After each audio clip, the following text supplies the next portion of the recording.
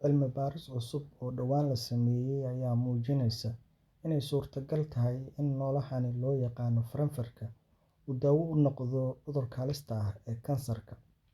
Noolahani oo noolaan kara muddo dhowr boqol oo sano ah, lehna difaac adag oo xagga jismiga ah, ayay baaritaanada iyo cilmi-baarista cusub ee la sameeyay sheegayaan inay suurtagal tahay in loo adeegsado daaweynta xanuunka kansarka. Habdhiska difaaca ee noolahani ayaa ah mid aad u xooggan, iskana caabin kara cudurro badan oo ku dhaca noolaha kaleeto oo aadanaha uu ka mid yahay. Xanuunada uu u adkaysto ee aan xayawaankani inta badan ku dhicin waxaa ka mid ah kansarka, taas oo lagu sameeyay unugyo laga qaaday jirkiisa oo lagu sameeyay cilmi-baaris, laguna ogaaday inuu aad u sarreeyo adkaysiga difaaca jirkiisa. Xayawaankani waxaa laga helaa wadamo badan oo ku yaalla Bariga Afrika sida Soomaaliya, Itoobiya, iyo wadamo kale oo la mid ah.